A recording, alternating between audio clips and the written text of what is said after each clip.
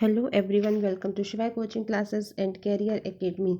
आज फ्रेंड्स फिर हम इम्पोर्टेंट क्वेश्चंस करेंगे। सीडीपी के कुछ प्रीवियस ईयर क्वेश्चंस करेंगे।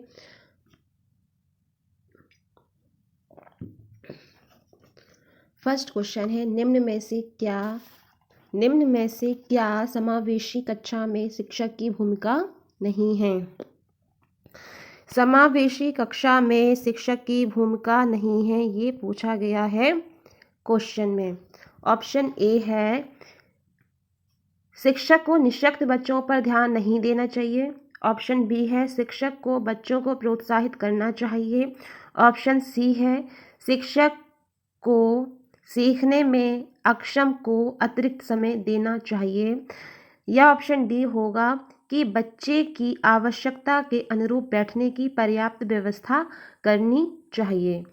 समावेशी कक्षा में शिक्षक की भूमिका नहीं है, आपको बताना है। समावेशी कक्षा में शिक्षक की भूमिका नहीं है। क्या होगा? समावेशी कक्षा में शिक्षक की भूमिका नहीं है। इसका जो राइट आंसर होगा वो होगा, शिक्षक को निःशक्त बच्चों पर ध्यान नहीं देना चाहिए। Option A is right. समावेशी कक्षा में शिक्षक को निःशक्त जो निःशक्त बच्चे होते हैं ना, उन पर ध्यान नहीं देना चाहिए।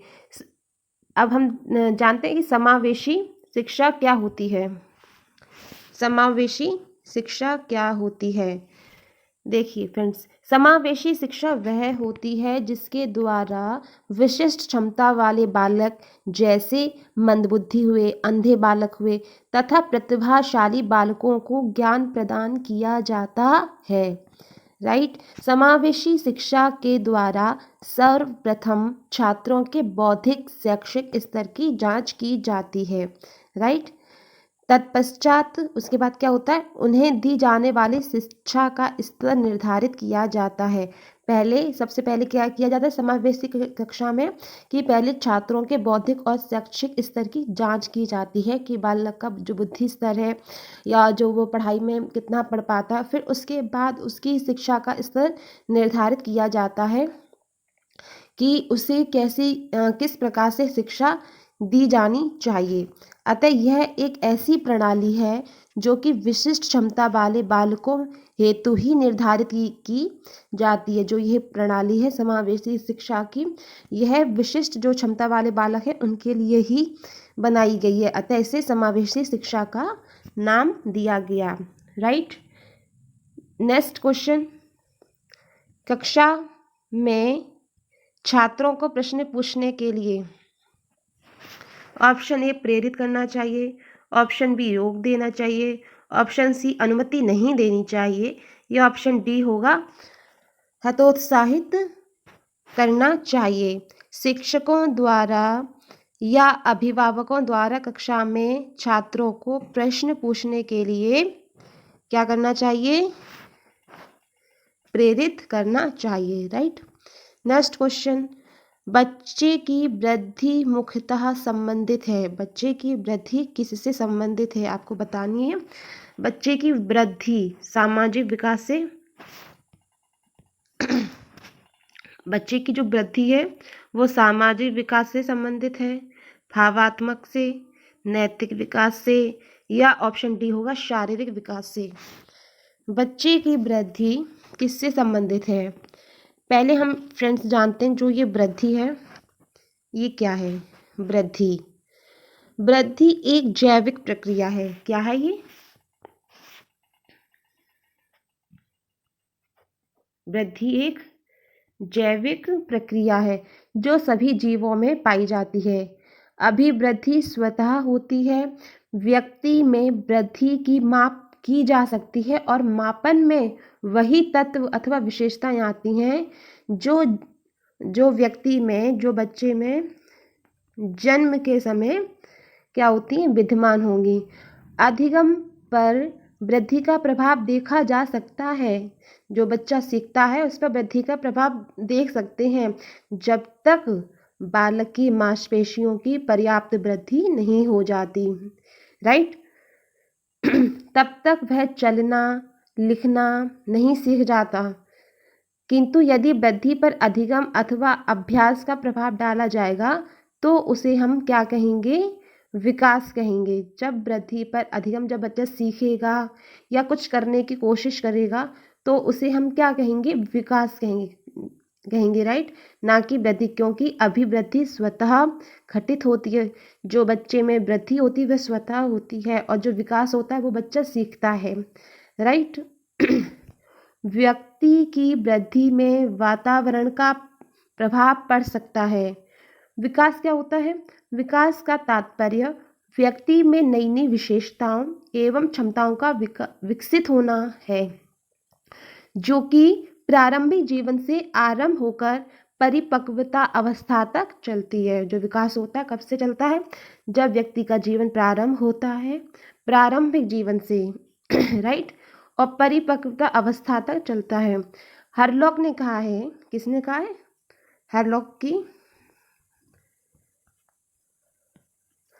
हरलॉक ने लिखा है कि विकास अभिवृद्धि तक ही सीमित नहीं है। जो विकास है वो अभिवृद्धि तक सीमित नहीं है, इसके बजाय इसमें पूर्णावस्था के लक्ष्य की ओर परिवर्तनों का प्रगतिशील क्रम निहित रहता है। विकास के परिणाम स्वरूप व्यक्ति में नवीन विशेषताएं और नवीन योग्यताएं प्रकट होती हैं। कब होती हैं, जब व्यक्ति में विकास होता है तब व्यक्ति में नवीन विशेषताएं, नई नई विशेषताएं होती हैं, उसमें नई नई योग्यताएं आ जाती हैं राइट। तो इसका जो राइट आंसर था वो क्या था, बच्चे में वृद्धि मुख्यतः संबंधित है, किससे संबंधित है, शारीरिक विकास से राइट। व्यक्ति में जो वृद्धि मुख्यतः संबंधित होती है, बच्चे की वृद्धि मुख्यतः संबंधित है शारीरिक विकास से राइट। नेक्स्ट क्वेश्चन, व्यवहार के कारण व्यवहार में परिवर्तन ही अधिगम है, ये किसने कहा है, ये कहा है व्यवहार के कारण व्यवहार में परिवर्तन ही अधिगम है, ये कहा है ऑप्शन ए गिलफोर्ड ने, ऑप्शन बी स्किनर ने, option C Crow and Crow ने, या ऑप्शन डी वुडवर्थ ने। व्यवहार के कारण व्यवहार में परिवर्तन ही अधिगम है, ये बताना है आपको।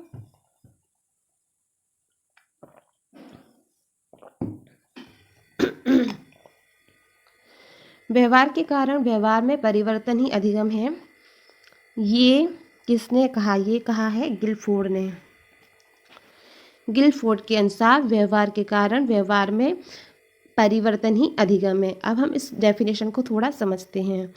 प्रत्येक व्यक्ति प्रतिदिन नए नए अनुभव एकत्रित करता है राइट।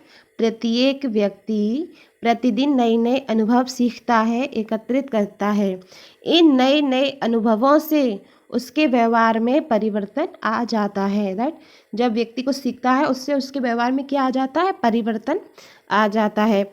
इस प्रकार नए अनुभव एकत्रित करना तथा इनसे व्यवहार में परिवर्तन आने की प्रक्रिया की अधिगम है। जो इस प्रकार जो वो व्यक्ति में उसके व्यवहार में परिवर्तन आ जाता है, इस प्रकार जो नए अनुभव एकत्रित करना और उससे व्यक्ति के व्यवहार में परिवर्तन आता है, तो वह यह प्रक्रिया, तो जो ये प्रक्रिया चलती है यही क्या होती है, अधिगम होती है। अधिगम प्रक्रिया निरंतर चलने वाली और कैसी है, सार्वभौमिक है,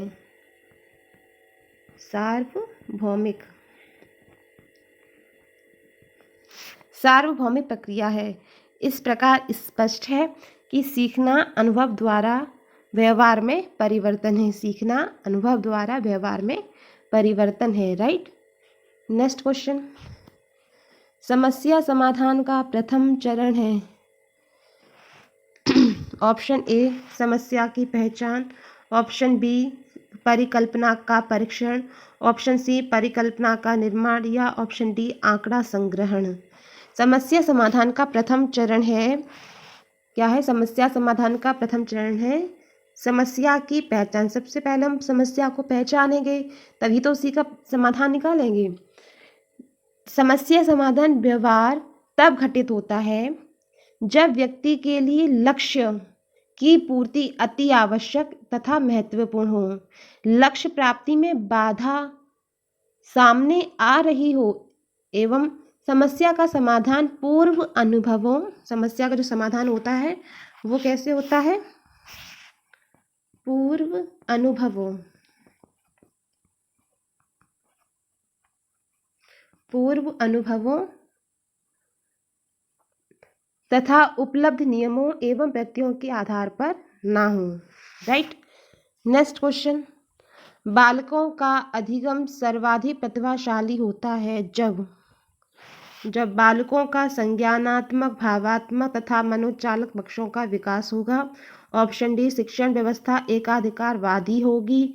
ऑप्शन सी है, शिक्षक अधिगम प्रक्रिया में आगे होकर बालकों को निष्क्रिय रखेगा। या ऑप्शन डी है, पढ़ने लिखने एवं गणितीय कुशलताओं पर ही बल होगा। बालकों का अधिगम सर्वाधिक प्रतिभाशाली होता है जब बालकों का संज्ञानात्मक, भावात्मक जब बालकों का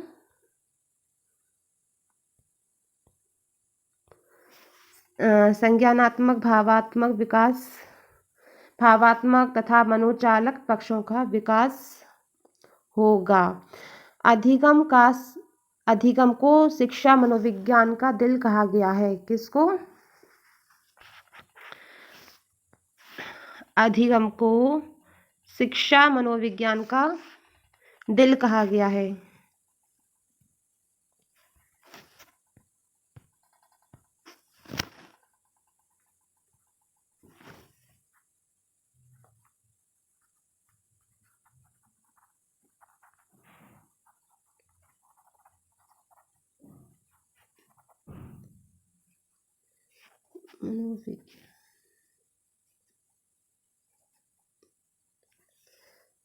अधिगम को शिक्षा मनोविज्ञान का दिल कहा गया है।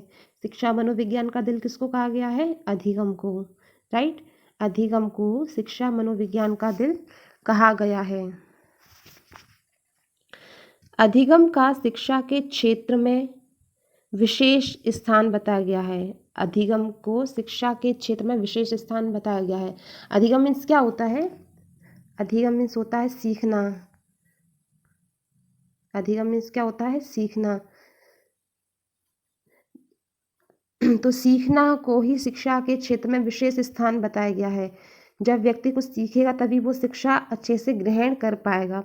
तो शिक्षा के क्षेत्र में सीखना सबसे महत्वपूर्ण है। बिना सीखने के शिक्षा प्राप्त नहीं की जा सकती है। राइट।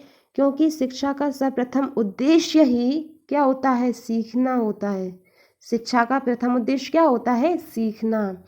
हम सभी जानते हैं कि मनुष्य का जीवन जन्म से मृत्यु तक क्या करता है? व्यक्ति सीखता है। व्यक्ति जन्म से मृत्यु तक क्या करता है? सीखता है। राइट। तो शिक्षा का सर्वप्रथम उद्देश्य क्या होता है? सीखना। शिक्षा मनोविज्ञान का दिल किसको कहा गया है? अधिगम को कहा गया है। राइट। नेक्स्ट क्वेश्चन, स्मृति स्तर एवं बोध स्तर के शिक्षण प्रतिमान की संरचना में कौन सा सोपान उभयनिष्ठ है? ऑप्शन ए है अन्वेषण, ऑप्शन बी है प्रस्तुतिकरण, ऑप्शन सी है तैयारी या ऑप्शन डी है सामान्यीकरण। स्मृति स्तर एवं बोध स्तर के शिक्षण प्रतिमान की संरचना में सामान्यीकरण सोपान उभयनिष्ठ है। राइट। अब हम देखते हैं सामान्यीकरण ये क्या होता है। सामान्यीकरण में मूर्त एवं विशिष्ट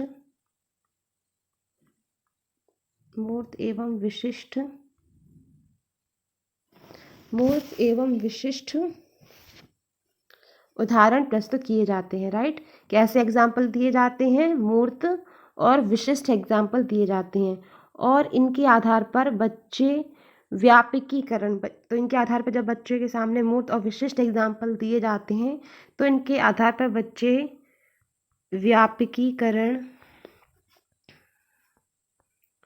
व्यापकीकरण अथवा सामान्यीकरण, व्यापकीकरण या सामान्यीकरण, ठीक है, करना सीख जाते हैं, राइट। अवधारणाओं में भेद करें, बच्चा विभेदीकरण अवधारणाओं को उनके विशिष्ट गुणों के आधार पर वर्गीकरण करता है, इस प्रक्रिया को सामान्यीकरण कहते हैं, राइट। नेक्स्ट, हाँ फ्रेंड्स, ये थे आज के इम्पोर्टेंट क्वेश्चंस। मिलते हैं नेक्स्ट वीडियो में, till then take care, bye bye.